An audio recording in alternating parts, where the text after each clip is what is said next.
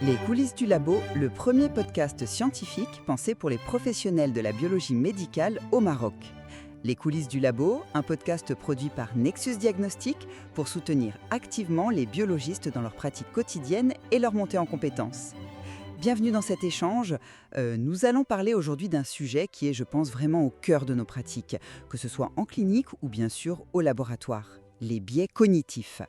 Bon, ces mécanismes de pensée, ces espèces de raccourcis mentaux qu'on utilise tous, souvent sans même s'en rendre compte, ils façonnent nos décisions.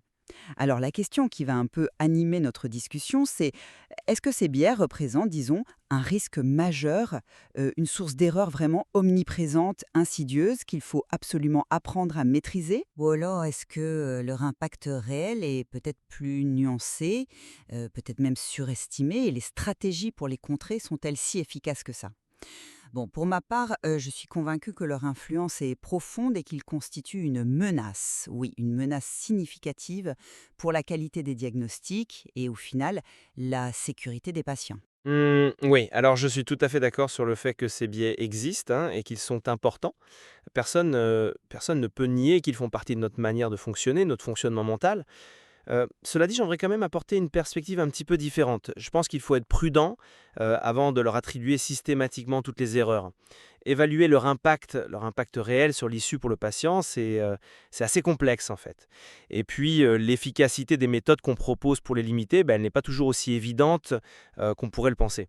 C'est un phénomène fascinant, oui, mais il faut vraiment en appréhender toute la complexité. Absolument. Et d'ailleurs, pour qu'on soit bien clair sur de quoi on parle, rappelons peut-être ce qu'est un biais cognitif. Bon, en gros, c'est une déviation systématique de notre pensée par rapport à ce qui serait un raisonnement, disons, logique ou rationnel. C'est un raccourci mental, une heuristique, comme on dit, que notre cerveau utilise pour décider vite, surtout quand on est face à des situations complexes ou une surcharge d'informations. Ah, et puis, c'est important aussi, je pense, de distinguer ces biais cognitifs qui sont des erreurs de raisonnement, des biais de mesure qu'on connaît bien au laboratoire, qui, eux, concernent un écart systématique par rapport à une valeur attendue lors d'une analyse. Aujourd'hui, on se concentre bien sur les biais du raisonnement. Tout à fait. Et la théorie qui est souvent derrière tout ça, c'est celle du double processus, popularisée par, vous savez, Kahneman et Tversky. Elle postule qu'il y a 2 systèmes de pensée. Le système 1 qui est, rapide, intuitif, automatique, même émotionnel. C'est lui qui gère en gros la majorité de nos décisions au quotidien, on parle parfois de 95 du temps.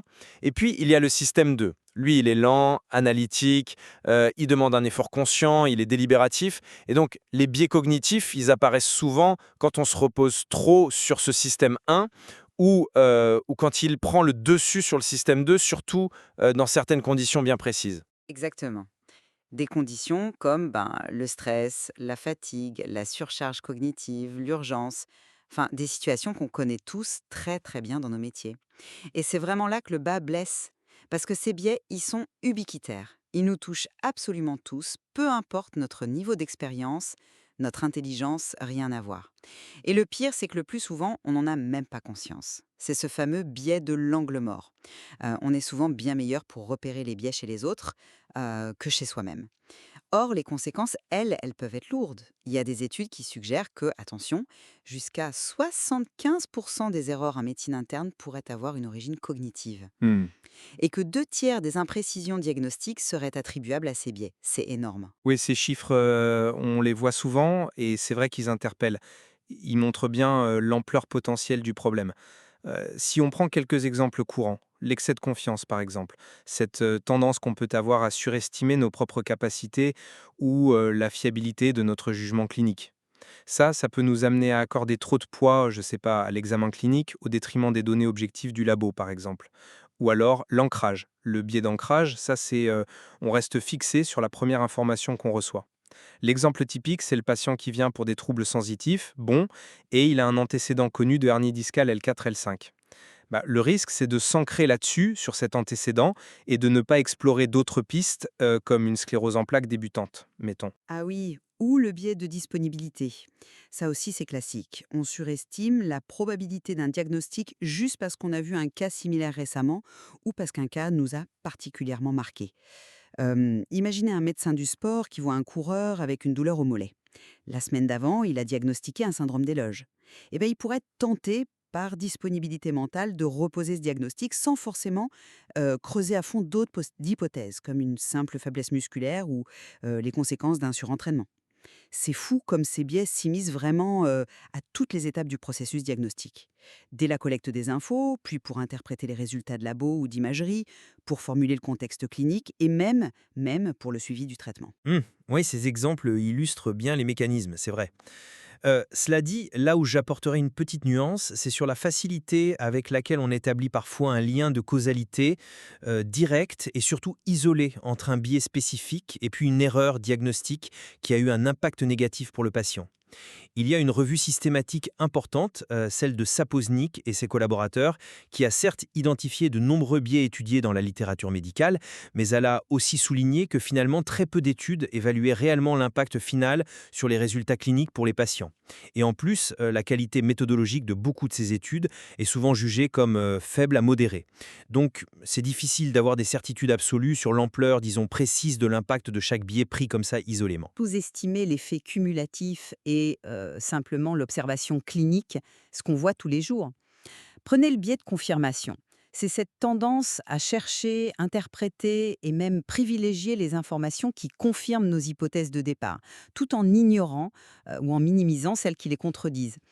Qui n'a jamais été tenté, en faisant une recherche bibliographique sur PubMed par exemple, de ne sélectionner que les articles qui vont dans le sens du traitement qu'on a déjà un peu en tête. C'est humain, mais dangereux. Ou alors la clôture prématurée.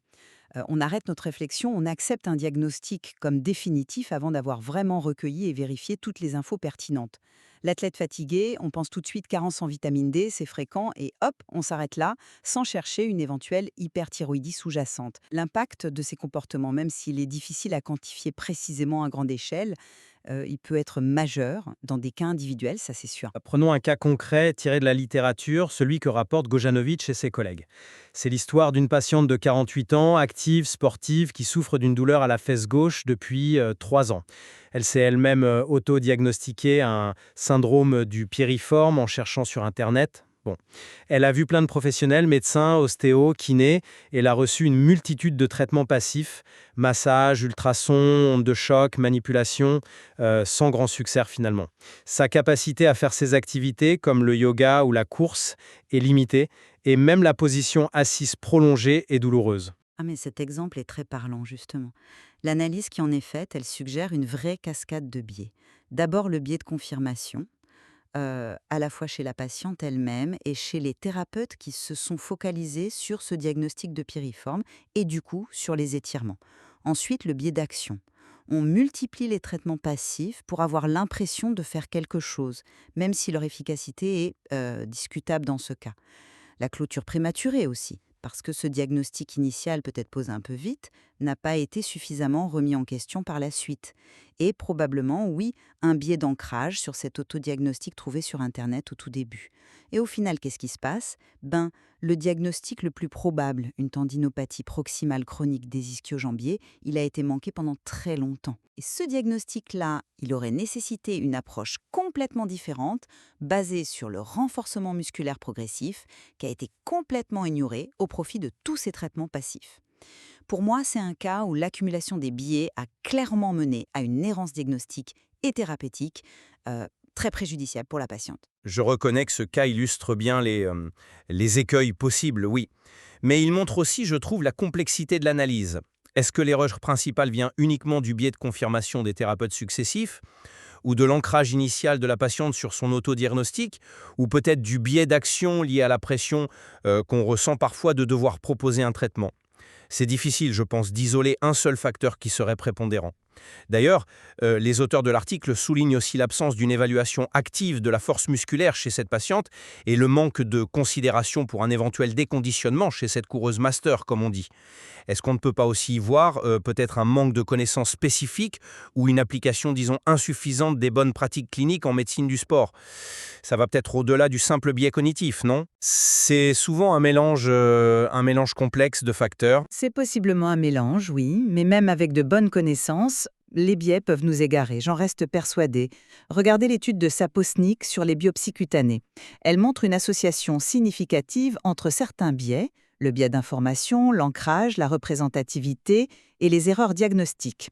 Les cas incorrects étaient bien plus souvent associés à ces biais que les cas corrects, 51% contre 16,4%, c'est quand même parlant. Même s'il est difficile de tout démêler après coup, ignorer le poids de ces biais serait, à mon avis, une erreur. Et puis, il y a d'autres biais qui ont des conséquences très concrètes. La négligence de la fréquence de base, par exemple. On oublie la prévalence réelle d'une maladie dans une population donnée. Une coronarographie à une jeune femme sans facteur de risque majeur juste parce que son test d'effort est positif, alors que la probabilité pré-test de maladie coronarienne dans cette population est très très faible. Ça mène à quoi ? À des examens invasifs, coûteux, potentiellement risqués, qui auraient pu être évités avec une meilleure prise en compte des statistiques de base. Cet exemple de la négligence de la fréquence de base est pertinent, oui, car il touche directement à l'interprétation des tests, y compris les tests biologiques. Cependant, il faut aussi se méfier des conclusions un peu trop rapides sur la relation entre certains traits cognitifs et des erreurs.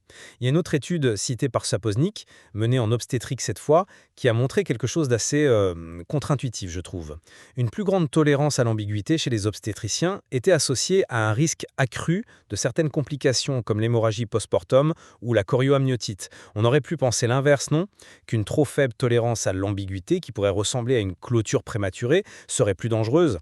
Ça montre bien que la relation n'est pas si simple, ni linéaire. C'est une observation intéressante, c'est vrai, qui mérite qu'on y réfléchisse sur la manière dont différents traits peuvent interagir. Mais revenons au biais d'action, si vous voulez bien. Cette tendance à préférer agir plutôt que de ne rien faire, même quand l'action n'est pas vraiment fondée sur des preuves solides. On le voit par exemple avec l'utilisation parfois un peu non justifiée d'injections de plasma riche en plaquettes, le fameux PRP pour certaines lésions musculaires ou tendineuses, alors que les preuves scientifiques sont parfois limitées ou contradictoires. Ou la multiplication des traitements passifs, inefficaces dans le cas de la patiente avec sa douleur fessière dont on parlait. C'est une tendance forte, peut-être par peur d'être perçu comme passif ou inefficace. Oui, oui, le biais d'action, il est réel, c'est sûr. Mais est-ce que c'est uniquement un biais cognitif au sens strict? Ou est-ce que c'est aussi influencé par d'autres facteurs? Les attentes du patient, par exemple, qui veut souvent un traitement actif, la pression du système de santé, la culture médicale elle-même qui valorise l'intervention. C'est pareil pour le biais d'autorité. Suivre aveuglement le protocole d'un professeur émérite, même s'il est devenu obsolète. Est-ce que c'est un pur biais d'autorité ou est-ce que c'est lié aussi à des questions de hiérarchie, à un manque d'esprit critique qui n'est pas toujours encouragé pendant la formation ou simplement un défaut de formation continue? Je pense qu'il est important de ne pas tout réduire à une explication purement cognitive et individuelle. Le contexte joue un rôle énorme. Le contexte est crucial, j'en conviens tout à fait. Mais ça n'enlève rien à la nécessité de développer des stratégies pour limiter l'influence de ces biais au niveau individuel et aussi collectif. Et ces stratégies, elles existent, hein. La première étape, c'est la prise de conscience. Simplement reconnaître que les biais existent, qu'ils sont souvent inconscients et que nous y sommes tous, toutes susceptibles. Ensuite, une stratégie simple mais dont l'efficacité est souvent soulignée, c'est de ralentir. Prendre consciemment le temps de la réflexion, surtout pour les cas complexes ou inhabituels, ou quand quelque chose nous semble ne pas coller. Activer volontairement le système 2, quoi. Ralentir, oui, c'est logique en théorie. Mais est-ce que c'est toujours applicable en pratique? Je veux dire, dans un service d'urgence surchargé ou face à une longue paillasse de résultats de laboratoire à valider, le temps manque, il manque cruellement. D'ailleurs, certaines études, comme celle de Norman et ses collaborateurs, n'ont pas montré d'amélioration significative de l'exactitude diagnostique, simplement en demandant à des résidents de ralentir leur processus.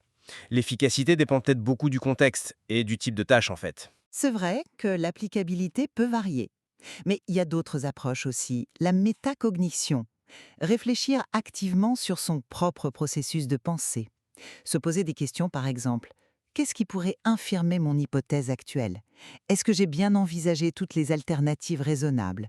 Pourquoi suis-je si certaine de ce diagnostic? Sur quoi repose ma confiance?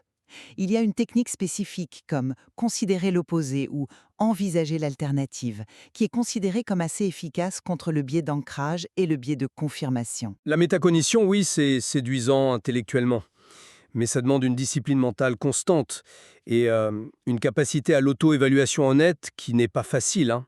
Pas facile à maintenir au quotidien, surtout quand on est pris par le flot du travail.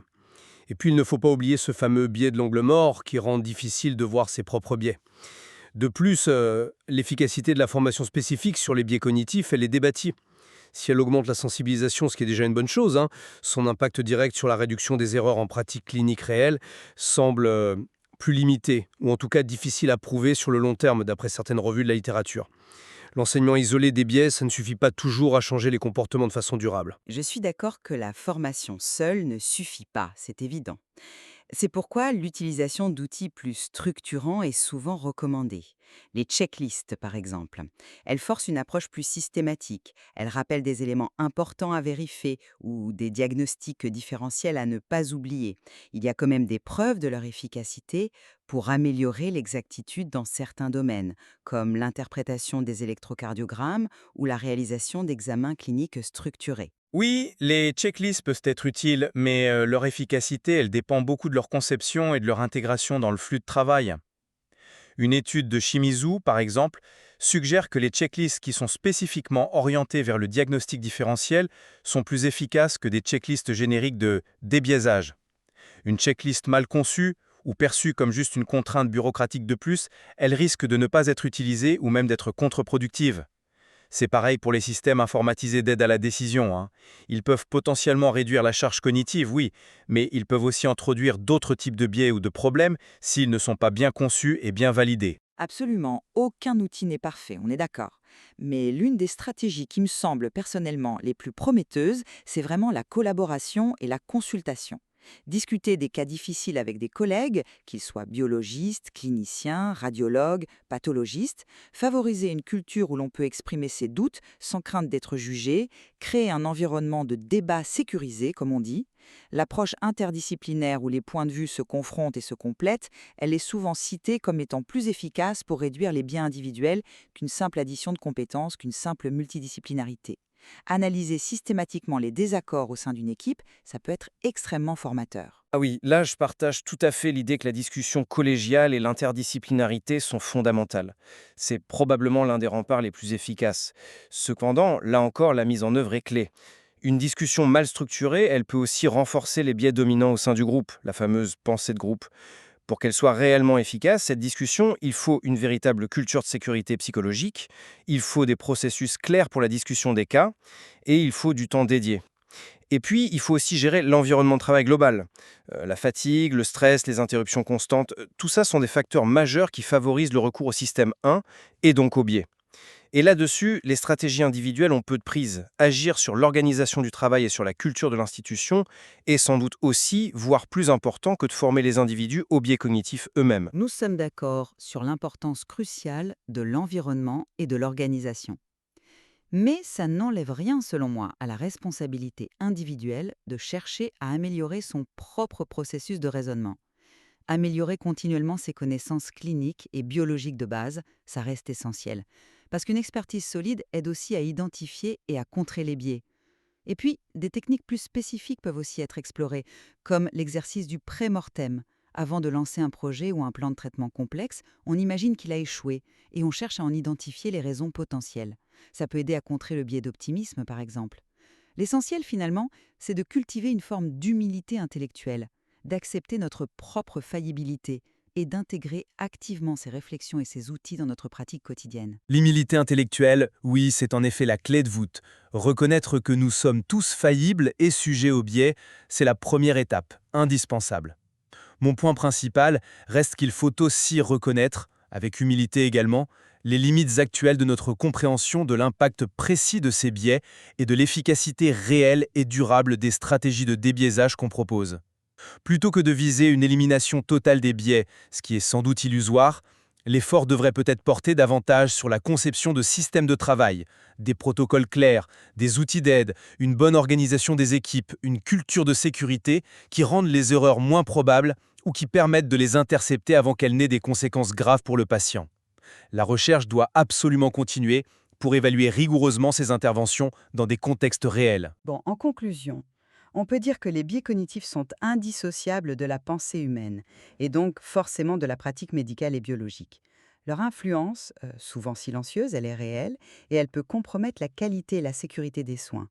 Il me semble donc impératif non seulement d'en être consciente, mais aussi d'adopter délibérément des stratégies pour en atténuer les effets, en prenant le temps de la réflexion critique, donc solliciter le système 2, en s'appuyant sur des outils structurants lorsque c'est pertinent, et surtout, oui, surtout, en cultivant une véritable collaboration interdisciplinaire fondée sur le respect mutuel et l'ouverture au questionnement. Et pour conclure, de mon côté, je dirais que si la réalité des biais et leur potentiel de nuisance ne font aucun doute, il faut garder à l'esprit la complexité de leur étude et les incertitudes qui demeurent quant aux meilleures façons de les contrer efficacement sur le terrain.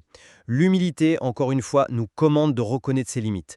L'enjeu n'est peut-être pas tant d'éradiquer les biais que d'apprendre à composer avec eux en développant une pensée critique aiguisée, en favorisant des environnements de travail qui soient sécurisants et collaboratifs, et bien sûr en continuant la recherche pour mieux comprendre ces mécanismes et l'efficacité des interventions.